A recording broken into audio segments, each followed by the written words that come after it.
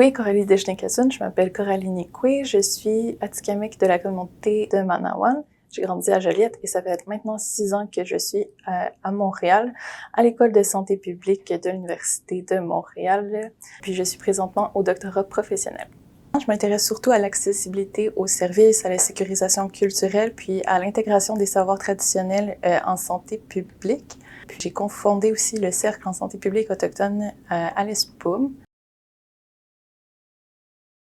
Donc, le Cercle en santé publique est né il y a environ 1 an et demi, puis on avait le désir de faire visibiliser les savoirs, les différents types de savoirs autochtones au sein de la santé publique à l'ESPUM, parce qu'on voyait qu'il y avait comme des petits angles morts parfois qui manquaient au sein du contenu des cours. Donc, au début, on avait pensé à faire des petites conférences ici par là, puis à un moment donné, moi puis ma collègue Leila Mahmoudi, on s'est rencontrés, puis on a décidé de voir grand, puis de faire une journée au complète où justement il y aurait ces ponts-là qui allaient se créer entre les gens des milieux autochtones qui pratiquent la santé publique, puis de faire visibiliser les différentes initiatives qu'on n'entend pas souvent justement au sein de l'ESPUM.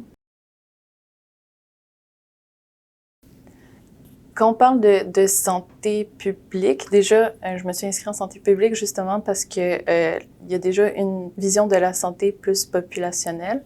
Toutefois, c'est encore beaucoup axé sur la santé physique, puis on parle peu de la santé émotionnelle, spirituelle, puis du lien au territoire.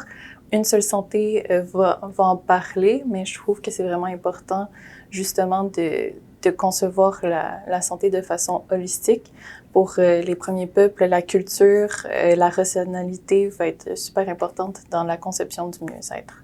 Les Premières Nations et Inuits et Métis ont toujours fait de la santé publique, puis c'est vraiment au cœur même de leur vision de la santé. Si on parle d'une seule santé qui prend de plus en plus de place, mais c'est vraiment dans les visions du mieux-être des premiers peuples, cette vision de voir le mieux-être non seulement individuel, mais collectif, avec les liens avec le territoire, les répercussions qu'on a sur les autres, mais que notre environnement aussi sur notre mieux-être. Puis c'est pas seulement une vision de la santé physique, mais une vision de santé holistique, donc dans ça, entre le mieux-être mental, spirituel, physique et émotionnel. Donc, à mon sens, on observe parfois des iniquités épistémologiques entre les visions de faire des Premières Nations, Inuits et Métis, puis les visions de faire plus occidentales. Donc, il y a vraiment comme un écart entre ce qui est considéré de la vraie science versus ce qui est considéré comme plus des croyances. Puis je pense qu'on a beaucoup, les gens en santé publique ont beaucoup à apprendre des premiers peuples. Juste l'intégration des 7 générations, donc penser pas seulement des répercussions de nos décisions aujourd'hui et maintenant, mais des répercussions que ça va avoir au-delà de 7 générations. Bien, c'est sûr que les gens du cercle veulent vraiment qu'il y ait plus de représentation des savoirs autochtones au sein même de l'ESPUM, que ce soit au travers des cours, plus de conférenciers, que ce soit même des professeurs porteurs de savoirs autochtones au sein de l'ESPUM, justement pour mettre de l'avant les différents types de savoirs. On peut vraiment apporter beaucoup à la santé publique, je pense, par des visions qu'on l'entend peu souvent.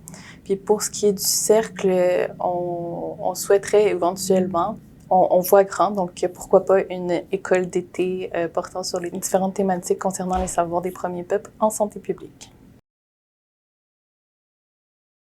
Pourquoi je fais ça, c'est vraiment pour gagner une vision de santé publique, puis après ça, de pouvoir retourner dans des organisations autochtones pour apprendre aussi plus des façons de faire dans les différents milieux, que ce soit en milieu urbain ou en communauté. Puis c'est vraiment au niveau de l'équité d'accès que je veux me concentrer, puis au niveau de l'intégration des savoirs, puis de l'autodétermination en santé pour les Premières Nations.